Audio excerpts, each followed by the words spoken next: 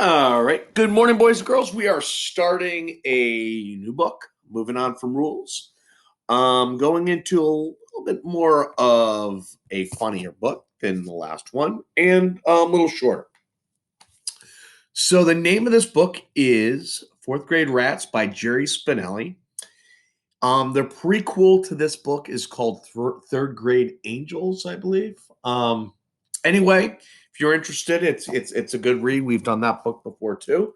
So it's not a long book, like I said. So I'm just gonna start here with chapter one and see where I get. All right, rats don't. That's chapter four. So as you'll find out in this school, the fourth graders have the reputation for being the rats. So let's see what's going on.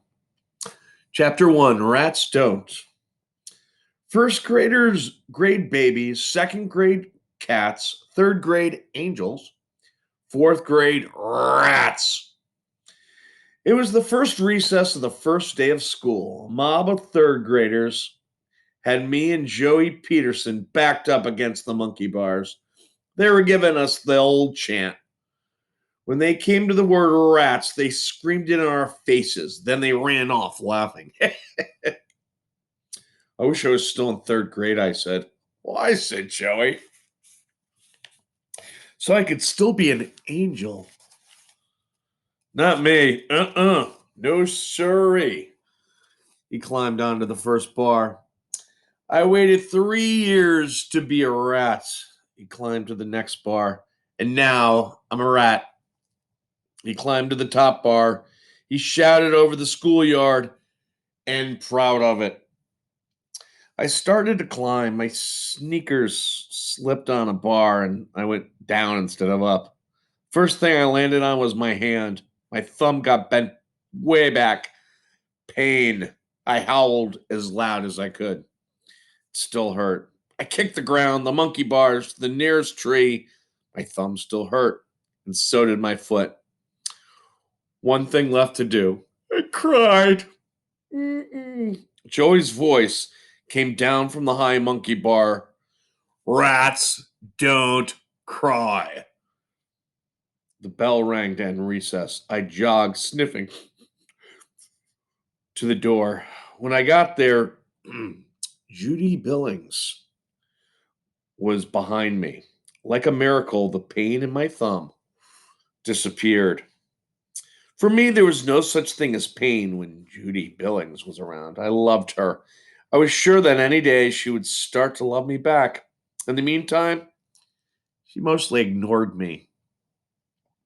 But I kept trying. Judy was in the other fourth grade class, so I didn't see too much of her. When I did, I figured I had to make the most of it. That's why I held the door open for her. She went through, as usual. She ignored me. I didn't care. For 1 second, she was inches away. Heaven was a trainload of those seconds. A little while later, during silent reading, a spider crawled onto Becky Hibble's book. Becky screamed and flipped her book into the air like the book landed on the floor. The spider landed on my lap.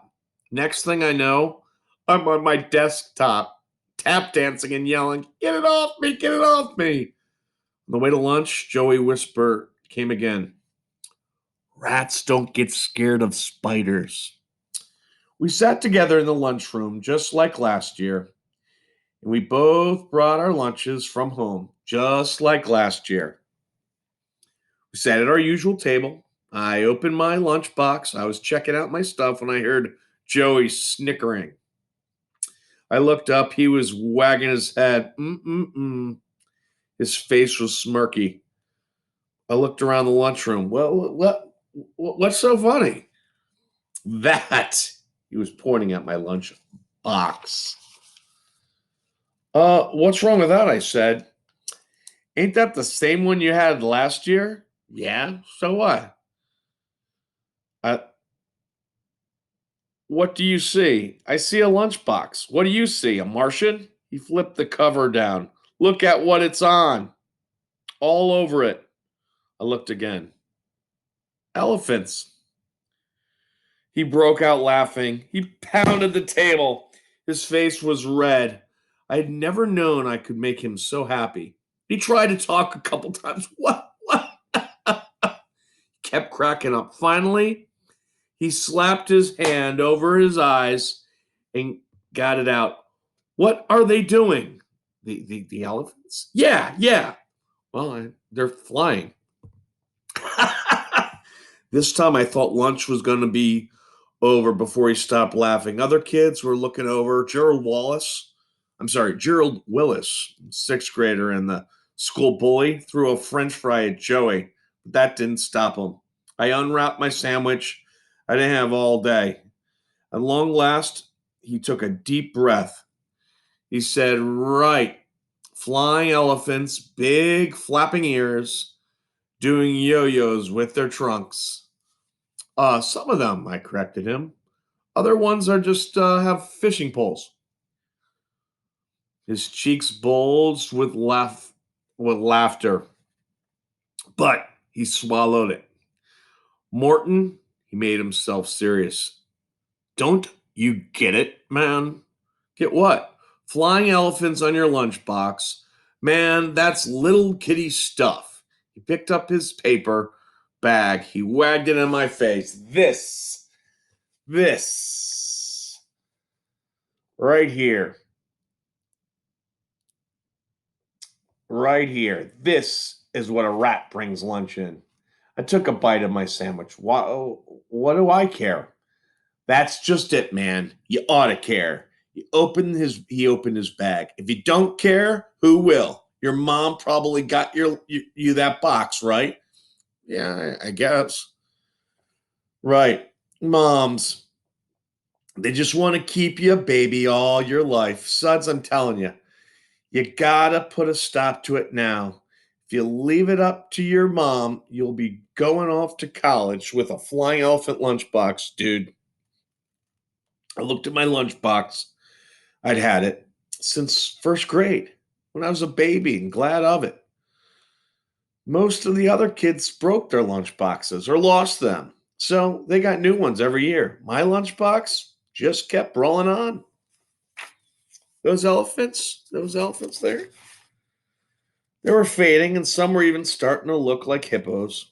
But I loved my lunchbox. It was like a brother to me. Now that I thought about it, I wasn't even sure I could eat lunch at school without it. And as for my lunchbox going off to college with me someday, well, tell you the truth, I didn't see anything so bad with that. Really isn't. I looked at Joey. He was wagging his head and smirking again. Uh-oh. I thought it's not just the lunchbox. Oh boy, this guy's going to be on to other things. Well, that was chapter 1, okay?